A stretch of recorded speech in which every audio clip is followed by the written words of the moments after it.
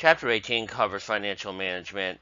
I would say overall this applies to medium to larger businesses, yet there is a lot of essential information in here, even for a smaller business, where you want to make sure that you're managing your cash going in, going out. And it talks about the gap. This is interesting. I don't know how they're doing now. I haven't followed it, but they were like being poised for dead a few years ago, and it did make a significant comeback. I don't know how it is, but one of the stores that is near where I live happened to have closed maybe a year, maybe 2 years ago. They've been up and down. The Gap used to be very popular. I would say late 80s and the even into the 90s. I remember one store, New Canaan, actually closed sometime. I don't remember when, but quite a few years ago. But it is a viable, or was a viable, company that had a good turnaround. And I've seen this happen with other businesses where they're assumed to be dead, but they do rise up like a phoenix. And finance has a lot of activities here where it's just more than just looking at your checkbook. You have to plan expenditures, analyze your cash flow. I'm self-employed. I work at a college. I don't get any money from the college in the summer, except I am teaching this summer, of course. And my cash flow does go down a couple months of the year. I take off a couple of weeks in January, which cuts into my income. I have to plan for it. So if I'm making, let's say, $5,000 this month and expecting $1,000 the next month, I have to analyze what's going on and not spend the immediate cash.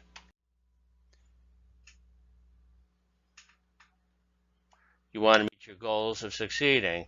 Financial managers do quite a bit, and you could have a small company. You're going to need somebody to help you manage your cash, where you have accuracy. You're paying your bills, you're collecting your payments, and there are techniques in doing this. And this looks like alphabet soup here. And it doesn't mean you need these all in one organization. A lot of medium to large companies will have a comptroller. You could have a certified financial planner. A lot of people will use one on their own because it depends on what your age is. And I would say regardless of your age, you want to plan for your future, for retirement, long-term expenses. If you're buying a house, you are a business in yourself where you're managing your cash flow, or your assets, I should say. And it says the signs that you need a chief financial officer. Regulations. A lot of businesses are regulated now. You open up a diner, health department, and you have to meet code. The kitchens have to be set up a certain way. Water has to be a certain temperature. You're inspected constantly. It goes on and on with almost every industry. And the purpose of the regulations are to protect the consumer as well as the staff. And this diagram, man, it shows what everybody does, from collecting money, managing it, budgets, planning, auditing. And financial managers do have worries. You want to make sure that people are going to keep demanding and wanting the product. Volatility of the dollar. If you're going overseas, it can fluctuate, and that can affect things. You have foreign competition, environmental regulations. It talks about how they fail. They could be selling a lot, but they're not managing their cash. They're not managing their expenses. You also need money to keep that business going, and you might be taking out loans, bonds, other methods here. And when we say macro, this is the large picture, what their concerns are with consumer demand, competition, credit markets. And then the micro, the little ones here. You want to be able to forecast results. How many widgets are you going to sell next month? Healthcare, morale. Healthcare is a big expense. A lot of people with a full-time job don't realize, if you're getting fully paid insurance, how much the employer is laying out. They could be laying out $1,000 a month on each person. If you have a family, it's even more. Financial planning. Looking at long and short term. Budgets have controls to make sure you're achieving your goals and that you're not wasting money or pouring it down a drain. And we talk about forecasting, short, long-term cash flow. You're trying to predict your revenues. I do this with my business, predicting revenues for the fall right now and making other plans in case there is a shortfall. Not everything I do is a go. I'm under retainer with a few people, and somebody could cancel that retainer and say, we don't need your services anymore. Budgets. I think you all know what a budget is, but it gets a little more complex than just saving up to buy a new car or to pay the credit card bill next month. But you're looking at long-term, short-term, determining where you're going to get income from. And also, if you need financing, capital budget. This is, for example, you're a taxi company. You're going to be buying cars. And then you have a cash budget. You're buying gas, paying salaries. You might decide that you don't need as many people, as many cars. You might decide you need more cars. You have a lot of business. And then you have that master budget where everything is tied together. And this is part of the financial planning diagram, where you have the overall or operating master budget, the purple box there, and you have all these things coming out of it. And you do have to have some financial control. You need to review things on a periodic basis. You just don't do this when you find yourself overdrawn in the checking account. And factors here, determining what's going on. Are you getting a return on your investment? You might have investors. They don't want to be hemorrhaging their money or wasting their money on something that hasn't made a profit in 6 years. They might want to cut you off after 6 days. I'm kind of kidding with that comment. And then you want to control things. You want to manage your inventory, decide what your capital expenditures are. And a lot of companies may have you working with a 7-year-old computer. That's not their business of providing to the customer. The computers help them, but some things always go by the wayside, and a lot of times it could be the technology. You might have an old desk, an old chair. They don't generate a profit. They're going to be investing money, let's say, on the taxi cabs, not on the phones. Actually, the phones they would be, because they need to be connected with the taxi drivers and the customers. Improving your cash flow. There are things you can do. They say raise prices, not always. You can do that because of competition, but you can offer discounts, and I've seen that. Like, they might give you a 2% discount if you pay in 10 days. And if you're taking credit cards, some people might say, give us cash. But credit cards are pretty good because you do get the cash in your checking account almost immediately. And then it talks about this example here with the hospital. They don't want to have a huge drugstore there of all these drugs. And they're saying, let's just go call them when you need them. And if somebody needs a certain type of pill immediately, that could be bad because you need it right away. But could you work with a local pharmacy such as a CVS or Walgreens for some specialized things? And I think many of you, if you've ever taken a prescription, might have had to wait 2 or 3 days to get it. But if it's an antibiotic, that's got to be there immediately. And then you can use financing to get capital. You can finance the company in many ways, such as stock. I do an IPO. I need money. I have 10,000 shares. They go for $10 each. Whoopee, I have $100,000. These investors are going to expect a return on their investment. And we have short-term, long-term. Makes complete sense. And then why firms need defenses. Financing. Cash flow, expand inventory, that's for short term. And then if it's long term, they might be wanting to develop a new widget. a new type of taxi cab, build a new facility. And it means that things are going good. It could mean things are not going so good. But when it's long term, it's usually for good things here. And you've got credit here. It says 210, 2% off, net 30. I work with some clients.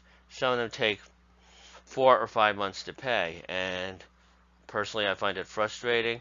I'm an individual. However, if you have a company and you got a lot of people really not paying their bills, you're going to be in trouble when you cannot meet the payroll, and that's why you will need a credit line at the bank to cover payroll for a few weeks or a few days, whatever, because you're still waiting for payment. Promissory notes, and you're going to have to pay it on time.